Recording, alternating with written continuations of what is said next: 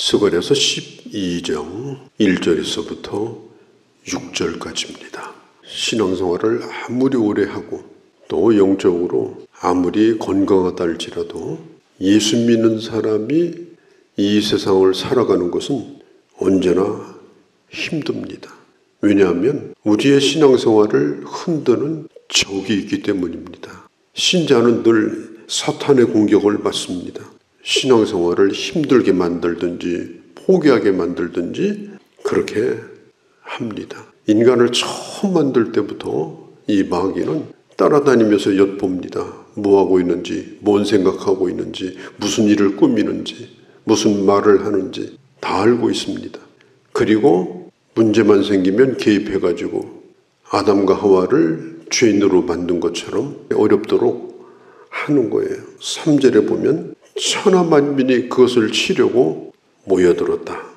지금 세상에 있는 모든 민족이 예루살렘을 치려고 모여듭니다. 그런데 12장 전체는 하나님께서 예루살렘을 지켜주실 것이다. 그러면서 하나님은 어떤 분이냐? 1절에서 이렇게 소개합니다. 하나님은 하늘을 펴시고 땅의 터를 세우신 분입니다. 창조주 하나님이시에요. 우리의 신앙생활의 출발점이 뭐냐면 창조주 하나님을 믿는 겁니다. 나를 창조하신 하나님, 이 우주를 창조하신 하나님, 하나님은 지으셨을 뿐 아니라 주장하십니다. 모든 것이 주님으로 말미암아 나왔고 주님으로 말미암아 존재합니다. 그리고 주님에게 돌아갑니다. 모든 것을 주님이 주장하십니다. 1절에 보면 무엇도 지었느냐? 사람의 심령도 지었다. 심령이라는 말은 인간의 영혼, 인간의 마음을 의미합니다. 하나님은 우리의 영을 지으신 분입니다.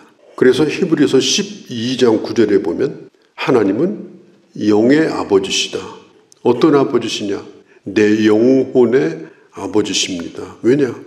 내 영혼을 지었기 때문에. 우리가 자연인으로 살 때는 영혼이 죽었어요.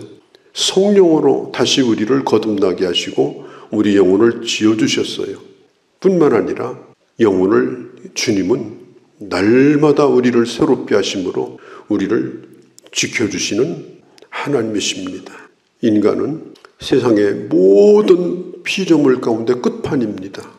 가장 뛰어난 피조물, 그게 인간입니다. 왜냐? 하나님의 형상을 따라 지었기 때문에. 하나님을 닮은 존재로 지었어요. 아버지와 아들, 부모와 자녀는 통합니다. 본질적으로 통하게 되어 있습니다. 왜냐?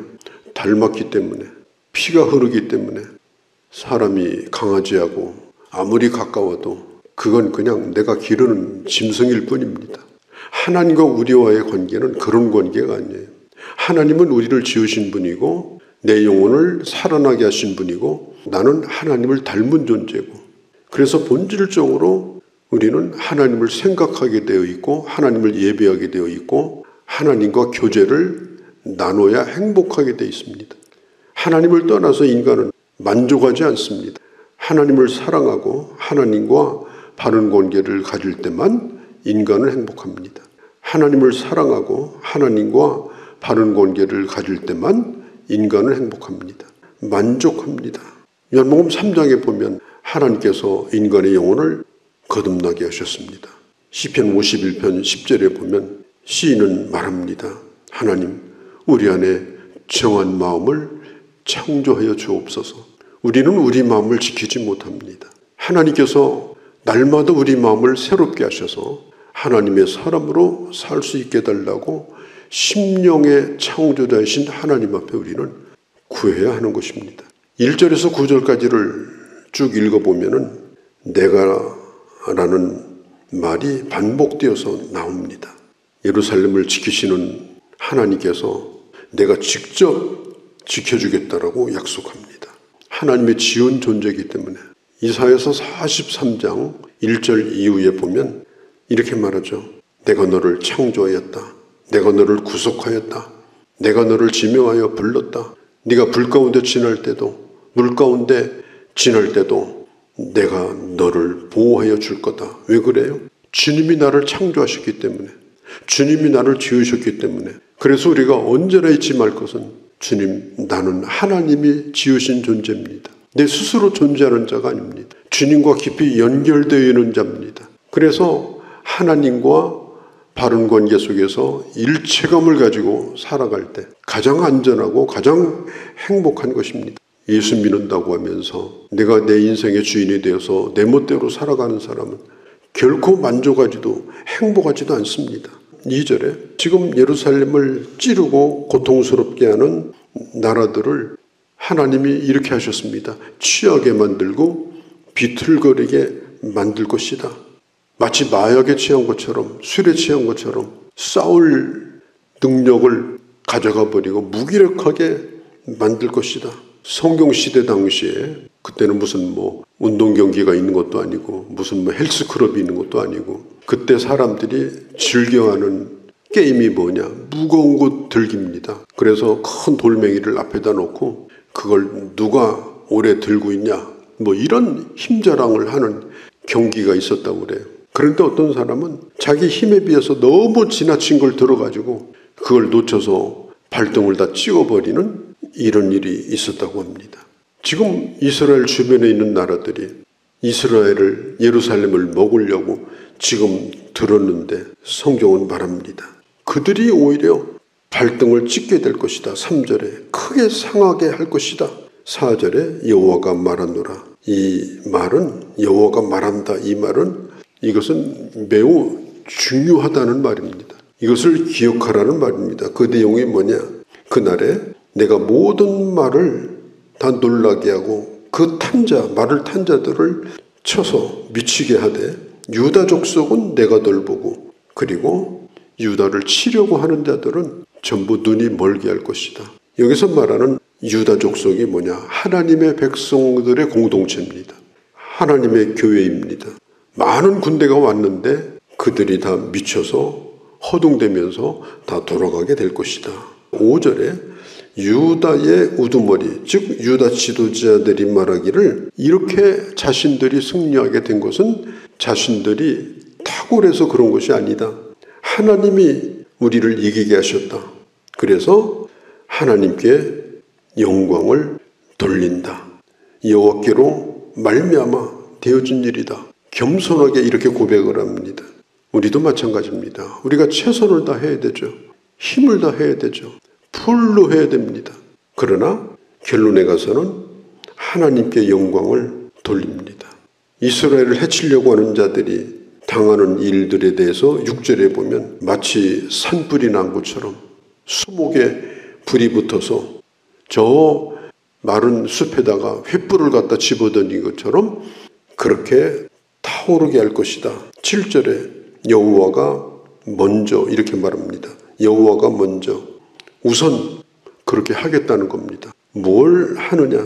7절에 보면 여호와가 먼저 유다 장막을 고나리니 이 말은 예루살렘 성 안에 있는 사람들보다 예루살렘 성 밖에 있는 사람들을 먼저 건져주실 것이다 하는 겁니다. 하나님은 성 안에 있는 자나 성 밖에 있는 자를 차별하지 않습니다. 지금 성 밖에 있는 사람들은 자기를 보호해 줄 수 있는 게 없어요. 지금 텐트를 치고 사는데 그 텐트가 자기를 보호해 줘야 되는데 그게 보호가 됩니까? 하나님은 더 위험한 사람, 더 힘든 사람, 보호막이 없는 사람, 더 가난한 사람, 더 약한 사람, 그런 사람들을 먼저 구원하시겠다. 왕족이나 귀족들은 자기 사병을 두고 거기다가 성 안에 있습니다. 나름대로 안전한 사람들입니다. 그렇지만 약한 자들을 하나님은 더 긍휼히 여기신다. 약한 자들을 하나님은 더 불쌍히 여기신다. 우리가 흔히 생각하기를 큰 교회에는 큰 하나님이 계시고 작은 하나님은 작은 교회에 계신다. 그래서 교회도 차별을 하고 또 큰 교회 나가는 사람은 큰 교인이라고 생각하고 그건요 정말 개념 없는 생각입니다. 하나님은 오히려 크고 웅장하여 안전하다고 생각하고 거기 모여있는 사람들보다는 정말 하나님의 나라를 지키기 위해서 약하고 부족하지만 애쓰고 노력하는 하나님의 사람들, 그런 목회자들, 또 그런 교회를 하나님은 오히려 더 귀히 여기십니다. 제가 이틀간 노천교회 목사님들 주강사로 강의를 했는데 제가 그런 얘기를 했어요. 나더러 저 시골 벽촌에서 목회를 하라고 그러면 나는 할 수 있을까? 저는 시골 출신이지만 일찍 집을 떠나서 그리고 도시에서 살았고 또 개척도 도시 목회를 하려고 했습니다. 사실 이곳에 와서 교회 개척했는데 정말 견디기가 너무너무 힘들었어요. 환경 자체가. 그런데 환경이 더 힘든 저 시골 가서 교회 일하라. 그건 정말 힘들 것 같아요. 제가 이번에도 그런 얘기를 했습니다. 남이 갈 수 없는 곳에 가서 남이 할 수 없는 곳을 지키고 있는 당신들이 정말 귀한 하나님의 종들이다. 하나님은 어디 큰 데 가서 큰 노릇하시는 하나님이 아닙니다. 오늘 성경에 보면 저 예루살렘 성 밖에서 적이 쳐들어오면 그냥 짓밟히는 사람들이 보호해줄 사람도 없어요. 군대도 없어요. 그런데 하나님이 그들을 먼저 구원하실 것이다. 그들을 먼저 지켜주실 것이다. 성경은 그렇게 말하고 있습니다. 8절에 보면 이 약한 자가 하나님의 도우심으로 다윗과 같이 용맹스럽게 될 것이다. 그리고 9절에 하나님의 뜻을 받들어 일할 수 있는 천사와 같이 하나님의 종으로 살 수 있도록 하나님께서 은혜를 베푸실 것이다. 10절에 은총과 간구하는 심령을 부어주실 것이다. 기도하게 하시고 간구하게 하시고 그 기도를 할 수 있도록 도와주시고 그리고 그 기도를 응답하여 주실 것이다. 로마서 8장에 보면 성령은 어떤 분이시냐?